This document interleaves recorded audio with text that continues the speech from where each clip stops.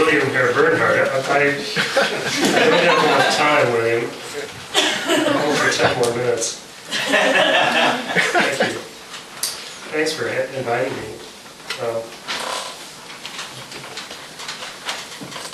You know, when I first came to the university 100 years ago, Nelson Bentley was in his last years, and he was the hero of Castalia. He started it, I believe, and was with it every meeting, and I remember him very fondly. He was the best of us in some ways. I really felt that. Anyway, I know Nelson Bentley, but I'm really glad to have this chance to come tonight. So thanks, I'm fired.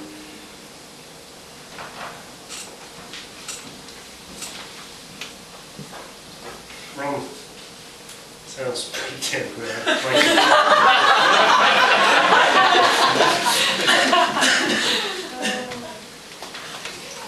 So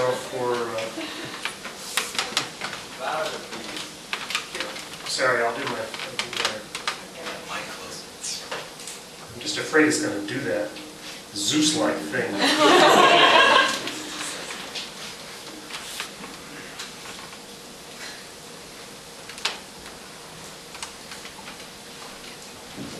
Okay, this one's for Johnny and Rebecca, going to Rome. It's called Fall of Rome. There are a number of poems called The Fall of Rome. Auden's is marvelous and has an apocalyptic quality. This is not nearly as good, but it has some of that, I hope. It takes place in the Pantheon, which has an oculus, or a hole in the dome. A spectacular building, a mystical structure. It's a church. It's not treated like one. It's a tourist spot, of course. There's reference to the cutting of the last aqueduct just before the sacking of the city of Rome in 410. Johnny tells a great story of the Visigothic cavalry coming into the Pantheon, which is a round building, and going round and round and round in the eyes of the horses and the eyes of the horsemen rising to the oculus. At about the same time,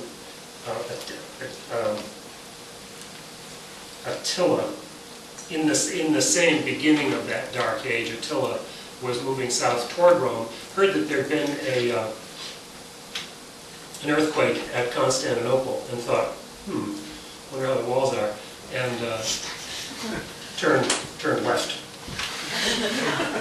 In the ought-to-be speechless hollow of the greatest church of its age, edging sideways under the sky-cool, pitiless oculus of the deity, and in consideration of heaven and hell, I overhear a woman whisper, "Harold, what's your HDL?" While an American kid with a toothpick and pecs kisses his strappy girl's tattoo, what else, snake, while the Sony-eyed guy checks his pixels and lumens and pans. Pantheon, August 2000. Elsewhere? Well, lots. The oracle closes at Delphi. I think of Nier scraping down the cobalt dome. Also warhammers at the altar font. The last aqueduct cut. Recalling what? Reproductive vigor? Some miraculous news? Bad health? Earthquake, maybe? Weakened revetments? Priests pointing mortar at Constantinople. Attila's horse veering east.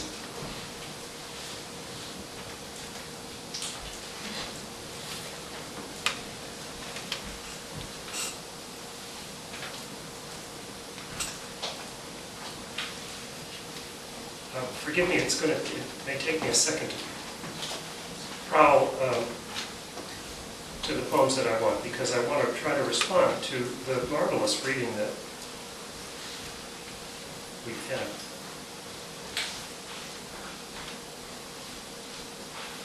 Taking a page and that remarkable funeral and the eulogy that the story represented. She did not know how to know anything like that. What a great line. There are a number of elegies in this book, and these two remind me, Page's story put me in mind a little bit of these two. This is called Office Visit. you've ever read this. On the day he died, not 90 quite, partially blind, in chronic pain and jacket and tie, my dad said, no energy. He just had none. Courteous old guy, thought the doctor. The contained kind. Quiet. Then the doctor, perhaps educated elsewhere, checking his watch, suggested exercise. You might try yoga.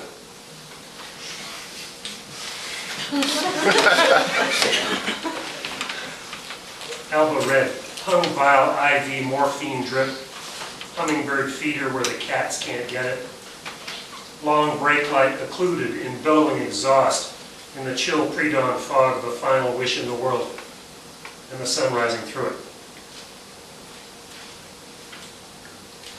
This is a cruel poem.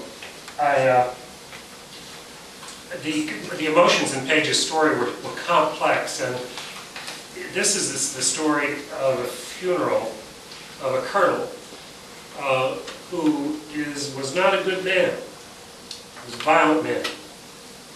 And it has to do with the vexation, difficulty of that. Honor guard. To speak love in the teeth of death was natural here. Hair nor raiment rent, nothing wrung nor gnashed. Families assembled in the simple wish to be sure all emotional needs were met in the forms of the funeral. The needs of the many need not nod to the needs of the few, narrowly construed, nor were all musics to be cut from the reign of the ancient keening.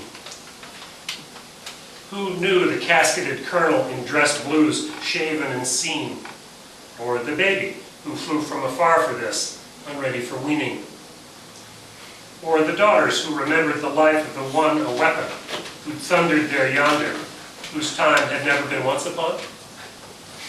Penitent not for themselves then, they wept and they wept, which, unplanned as it was, blent well with the haunt of taps through the settling rifle smoke, and the ancient sound the baby cut from the sky in pressure descending.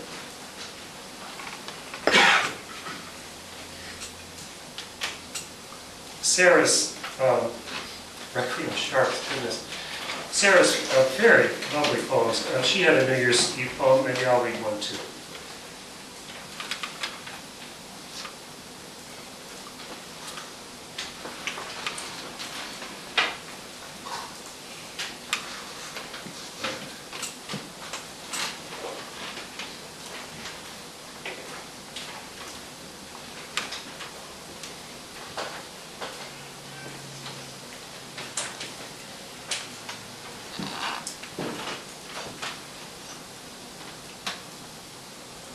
New Year with Nipperkin. Response to, reference, allusion to Hardy's poem about how in The Man He Killed, how I might have shared right many a Nipperkin with this man if we met under other circumstances. New Year with Nipperkin. And so the world begins again in mild disarray, where the best laid plans of mice and men had said, gang aft a glade. Gang aft a glade? That sounds just right. Strangulated, glottal, where violence meets backwardness, summarily throttled. So merrily and merrily the Monday doth embark us on another work whose week will leave us in the dark. A drink in hand and Parkinson's, or worse maybe, to stir the ice into its carillon of larkinsons and myrrh.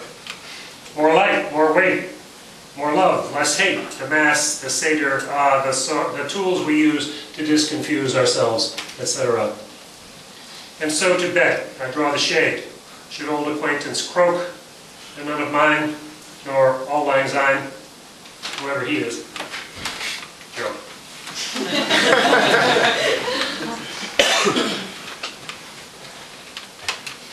I can't begin to match the ekphrastic love poem, but I'll give a love poem.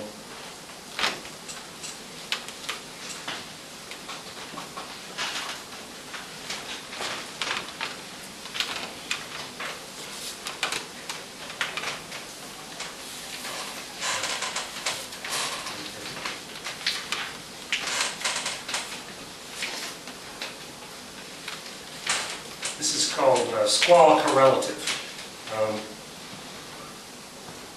Mr. Calavita mentioned, no, when did they mention the objective correlative, squall correlative? This is a love poem, but it pretends to be about a tree being wrung by a storm. That quick cloud-pleated sky, that swung exploding chandelier, that delirium, that green crazy flimmering tree, that frog chorus, kerosene kilt, occulted sun, sudden skillet hiss upon upturned cheek and hard rain pond, that wind-wrung hive of leaves, midsummer eves, lightning ozone, that uranium rose, and that's not all.